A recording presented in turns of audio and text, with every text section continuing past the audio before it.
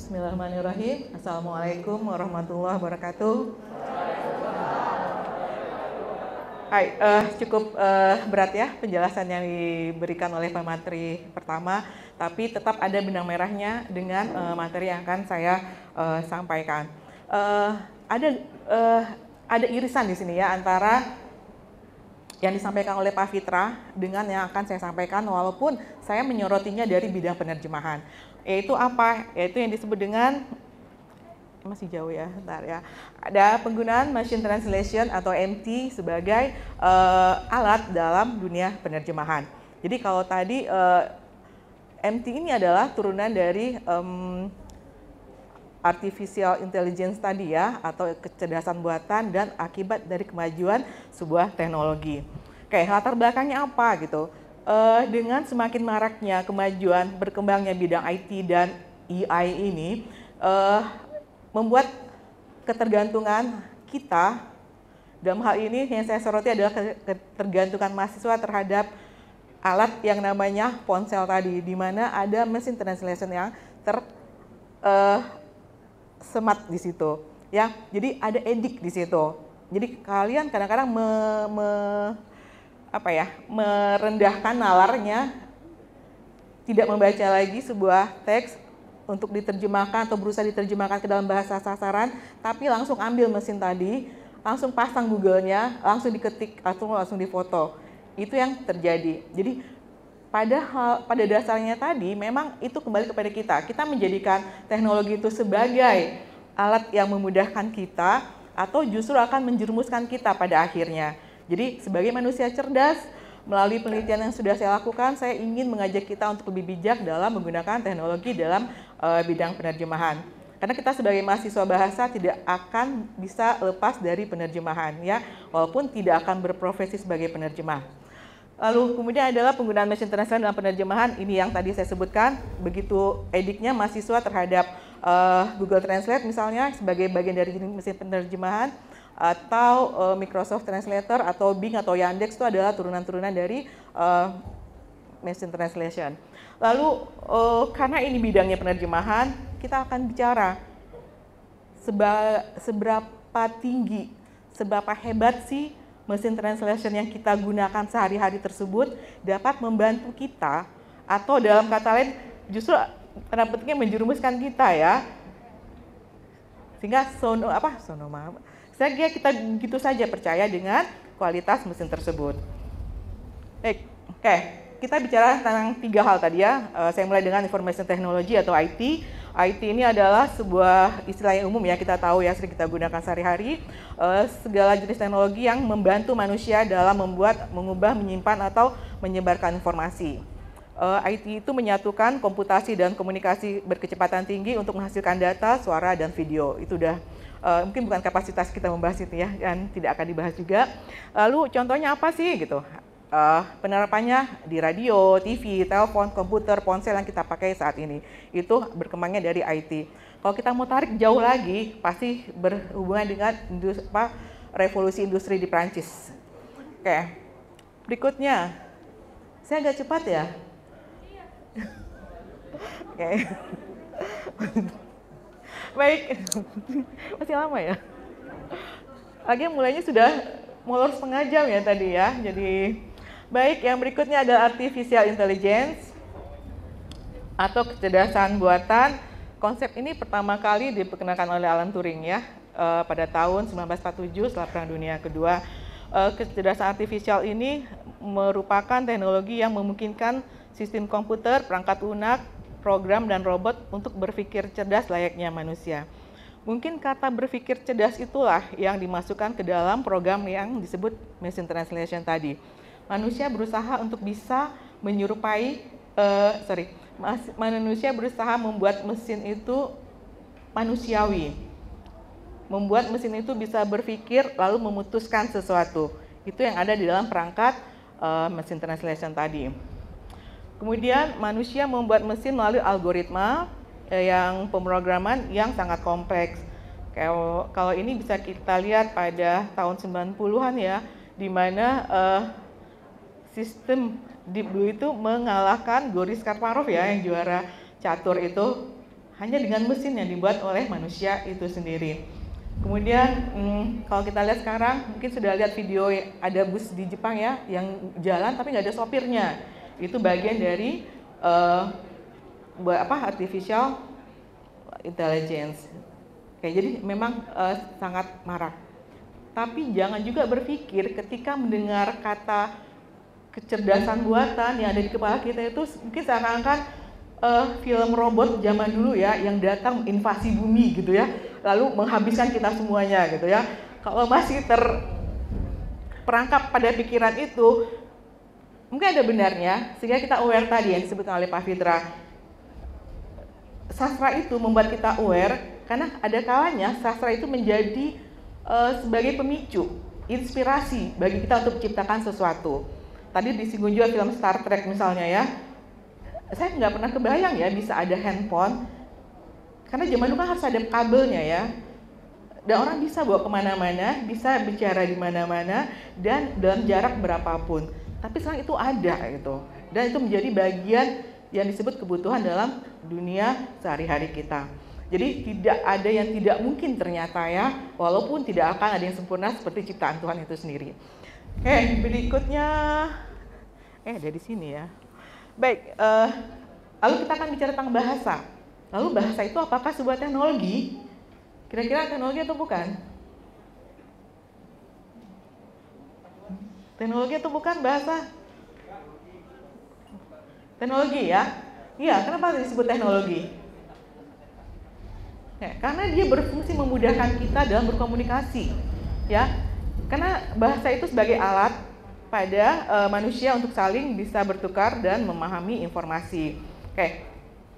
Tapi informasi yang disampaikan oleh manusia itu tidak bertahan lama, ya kan ya? Jadi cepat hilangnya. Nah, hal-hal seperti itu mungkin yang menginspirasi bagaimana sih supaya kalau kita menulis sesuatu, kalau kita mendengar sesuatu, itu bisa tahan lama di kepala kita dan bisa sampaikan ulang kepada orang lain.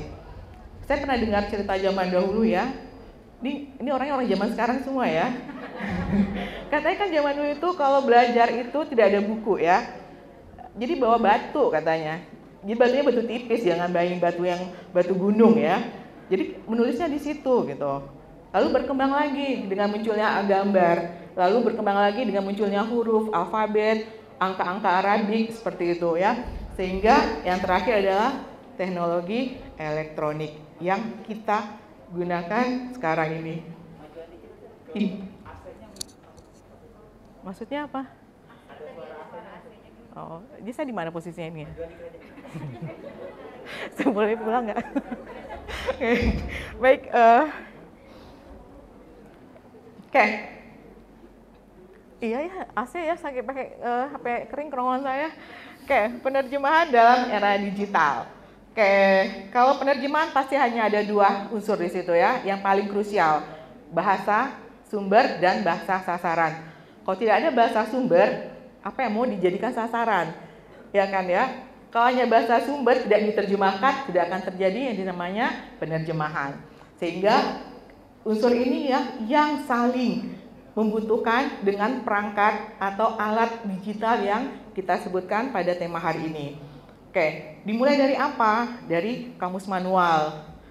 Bayangkan ya, anak bahasa itu kamusnya tebal-tebal harus dibawa. Apalagi anak Jepang ya, pernah bawa Kenji Matsura nggak yang 1000 halaman? Saya juga Bu, dulu Bu, waktu masih kuliah. Jadi memang berat ya, sehingga memang teknologi itu adalah memudahkan kita. Lalu muncul kamus digital. Kalau Inggris saya ingatnya Alphalink. Masih ada nggak? Masih ada ya? Masih ada ya? Baru sama saya kuliah loh dulu. Nah terakhir itu adalah muncul kamus digital Denshi Jiten ya, bahasa Jepang. Itu waktu itu belum ada di Indonesia. Jadi kalau kita mau beli harus titip teman dulu. Sekarang belum ada Shopee ya, zaman dulu ya, e-commerce nggak ada gitu. Jadi emang titip teman seperti itu. Lalu makin lama makin berkembang dengan munculnya aplikasi gratis, mesin translation, lalu aplikasi berbayar. Dan pada dasarnya pilihan kita adalah aplikasi gratis ya, yang tersemat langsung tinggal download di perangkat kita. Baik, oke, kita bicara mesin translation. Oke, adalah cabang linguistik. Jadi masih cabang linguistik ya, ranahnya masih ranah linguistik. Tapi komputasional ya, yang berfungsi sebagai berfungsi secara otomatis untuk mengkonversi, untuk menerjemahkan teks, suara, dan gambar yang bersumber dari satu bahasa ke bahasa lain. Itu yang disebut machine translation.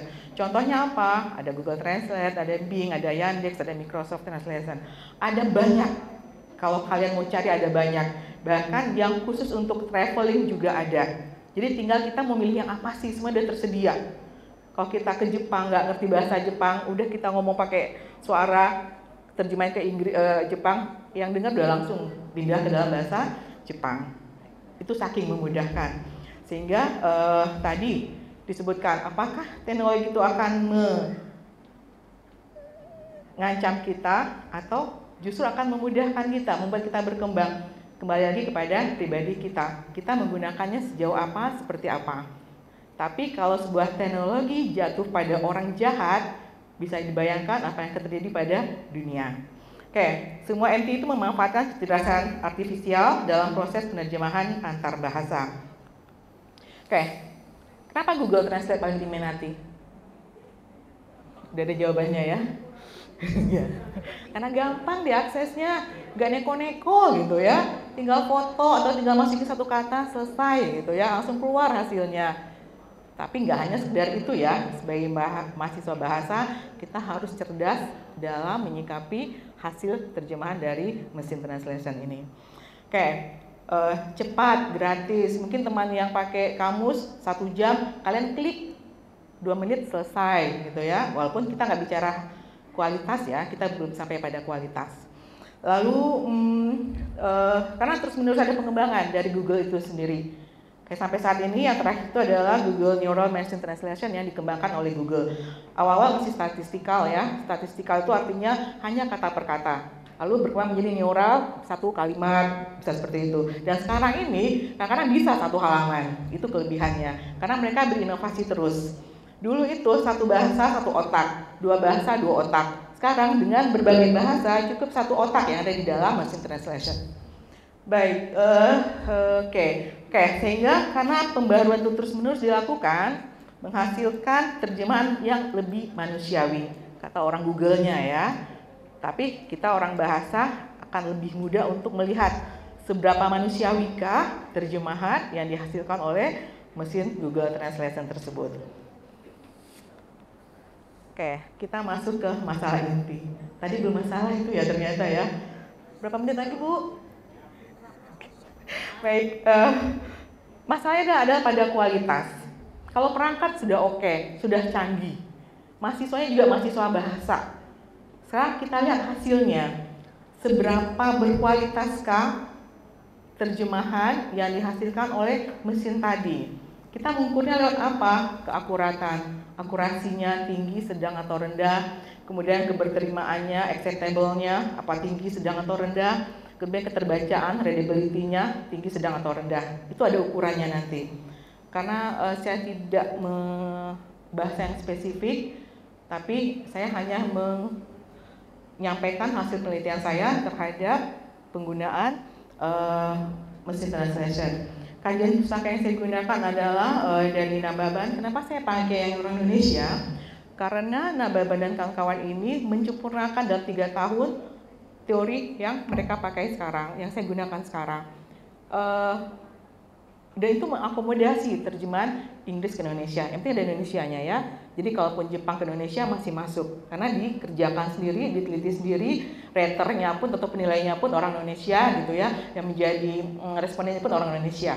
Sehingga saya merasa ini yang lebih dekat dalam penelitian saya. Walaupun tetap saja Nababan dan kawan-kawan ini merefreshnya dari Nida dan Teber, Hatim, Mona Baker dan sebagainya, ahli-ahli dari Eropa atau Barat. Ada aspek, ada keberterimaan, keterbacaan, tadi sudah, penerjemahan berdasarkan makna saya pakai Larsen. Lalu objeknya apa? Karya Kawam Bataya Sunari yang dibuat tahun 1927, sangat lama. Nah, ini baru penelitian saya ya. Saya nggak tahu ketika kalian menggunakan ini di karya-karya sastra terbaru misalnya. Bisa jadi hasilnya berbeda. Oke. Oke, ini adalah parameter yang saya gunakan untuk mengukur keakuratan. Kalau akurat seperti apa, kurang seperti apa, tidak akurat seperti apa, bisa kalian baca di situ. Karena pada dasarnya keakuratan itu adalah pesan gitu. Kalau pesannya sama antara bahasa sumber dan bahasa sasaran itu akurat. Apakah ketika kita ambil unsur mikronya, kata, frasa, klausa, kalimatnya itu sama maknanya, berarti itu akurat. Jadi kita hanya melihat perkataan misalnya untuk melihat akurasinya, atau per frasa atau kalimat. Lalu kurang akurat mungkin bisa dibaca sendiri ya. Oke, berikutnya adalah parameter kualitatif untuk keberterimaan, acceptable tadi. Sesuatu yang disebut berterima ketika pembaca sasaran itu paham dengan terjemahan kita. Kaidah-kaidah yang kita gunakan dipahami oleh pembaca bahasa sasaran. Keberterimaan itu akan ditolak ketika kita menggunakan kaidah bahasa sumber dalam terjemahan bahasa sasaran, ya kan? Atau nilai-nilai moralnya, sosial budaya. Misalnya kalau di Inggris biasa ya panggil grandpa-nya itu nama gitu ya. Mau coba di Indonesia seperti apa gitu kan? Lihatlah nanti di hasil terjemahan kalian. Pasti akan dapat bulian gitu ya.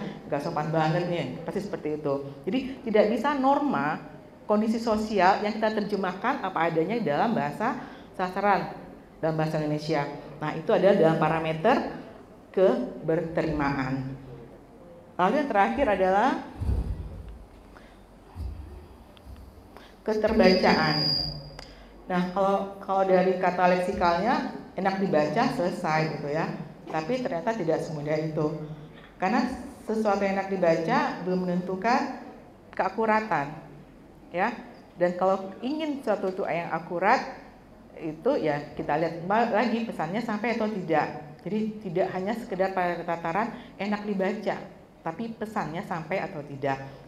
Ketika kita sudah membaca terjemahan itu 2 kali nggak paham, 3 kali lebih nggak paham lagi, artinya apa?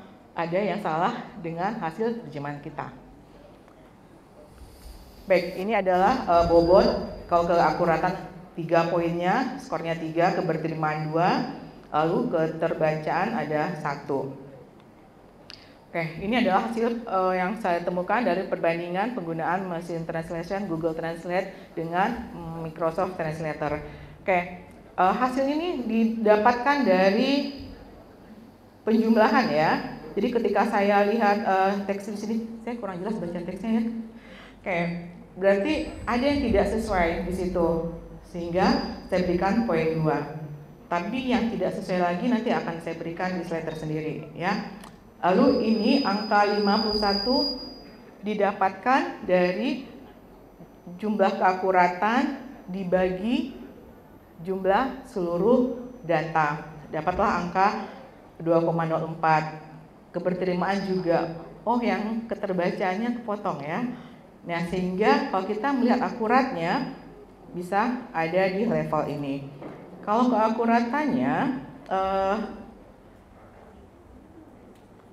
2,04, berarti masih jauh ya. Itu Google Translate loh, itu masih jauh. Dan penelitian ini saya lakukan tahun 2020. Lalu keberterimaannya 2,08, masih rendah. Keterbacaannya 2,6. Jadi secara keseluruhan Google Translate itu masih kurang akurat, masih kurang berterima, dan masih kurang keterbacaannya di dalam penerjemahan. Jadi yang saya himbau hati-hati menggunakan perangkat tersebut. Oke. Lalu Translator, kenapa saya membandingkan dengan Microsoft Translator? Karena secara industri mereka di bawah korporasi yang besar ya. Lalu saya berasumsi pasti akan banyak inovasi-inovasi baru yang dilakukan oleh Microsoft tersebut. Tapi pada akhirnya hasilnya juga sama-sama gitu ya. Walaupun secara angka lebih tinggi MT Microsoft Translation, tapi secara keseluruhan mereka masih dalam kategori kurang. Ya, kurang berterima, kurang akurat, dan kurang dalam hal keterbacaan. Oke, jadi kesimpulannya apa? penilaian terhadap kualitas hasil terjemahan yang meliputi keakuratan, keberterimaan, dan keterbacaan, skor Google itu 2,1, lebih unggul dibanding Microsoft Translator 1,62. Namun kedua mesin translation tersebut sama-sama sering menghasilkan terjemahan yang tidak akurat, tidak berterima, dan tidak terbaca. Kalau kita rata-ratakan keseluruhan ya. Oke, hal tersebut disebabkan kelemahan kedua mesin translation tersebut dalam mengalih bahasakan kalimat yang utuh, kata konseptual, istilah teknis yang pada kebudayaan bahasa sumber itu susah untuk ditemukan dalam bahasa sasaran. Biasanya hal-hal yang sosial itu masyarakat kan itu susah gitu ya untuk dikenali oleh mesin. Cuma yang saya tahu mesin itu belajar. Dalam arti apa belajarnya? Bagaimana kita sering menggunakan, mereka akan belajar dari situ. Semakin banyak kita memasukkan kata-kata yang kita terjemahkan, mereka akan berkembang mesin tersebut. Mereka akan makin pintar. Tapi ketika ada oknum yang misalnya masukin bahasa Cirebon gitu ya, belum ada ya Bu ya, itu akan kacau lagi sistem algoritmanya. Jadi kalau kita mengajarkannya baik-baik dengan bahasa yang baik dan benar, otomatis dia akan menyimpan terus, dia akan mengolah data itu sehingga lama-lama akan pintar. Oke, baik, waktu tinggal 5 menit lagi. Saya ambil data yang menyebabkan kesalahan itu apa sih gitu. Ketika difoto ada kalanya mesin tersebut tidak mengenali objeknya. Itu terjadi pada data satu saya. Sampai kita bolak-balik, ini maksudnya kok nggak ketemu gitu ya. Padahal saya punya data pembanding gitu ya. Ternyata dia membaca, ini bisa baca kanjinya? Yang merah? Anak Inggris nggak apa-apa, dimaafkan ya Inggris ya. Anak Jepang kok nggak bisa. Apa bacanya? Ini yang merah.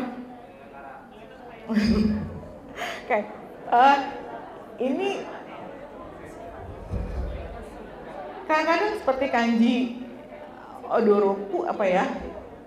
Nah, tapi tidak ada okurigananya gitu. Nah, ternyata ini adalah kesalahan Google Translate dalam menangkap objeknya. Harusnya ini kanjinya kanji Fumoto, kaki gunung.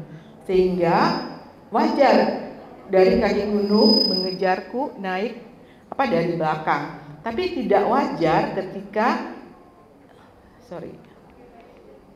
di sini mengejar saya dari keterkejutan.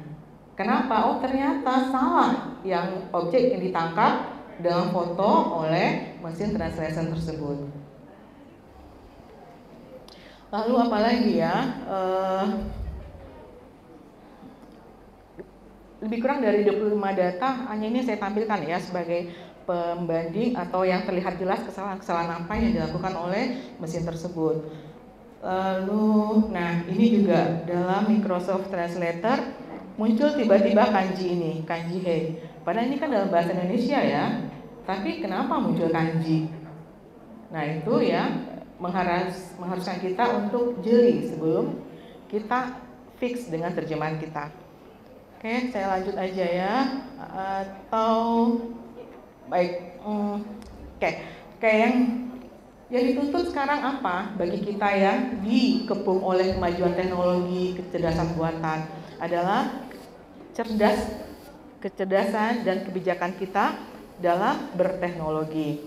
Oke, memang teknologi itu memberikan kemudahan, pasti mudah mengerjakannya, efisiensi, sekali klik terjemahan kita selesai.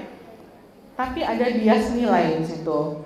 Yang tadi saya sebutkan tadi, ada bias nilai, ada salah persepsi terhadap konteks. Tadi ada contoh juga tadi ya, yang tapi tidak saya lama di situ ya.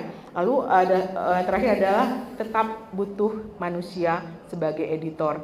Jadi bagaimanapun canggihnya HP yang kalian beli, bagaimanapun canggihnya berbayar tingginya aplikasi yang kalian pakai, tetap membutuhkan kita manusia sebagai editor. Ini kayaknya udah penanda ya, harus selesai.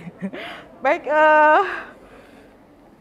kontribusi penelitian ini adalah bisa dibaca sendiri ya. plus minusnya kita bisa menilai bagaimana menggunakan mesin tersebut, lalu pemanfaatannya. Terima kasih Bu. Bagaimana pemanfaatan MT secara cerdas dan penyimbangan penggunaan MT dengan kamus manual. Kalau saya pribadi masih sering kakunin atau konfirmasi kepada kamus manual ya. Oke, hai, ja, minasan seijou ni arigatou gozaimasu.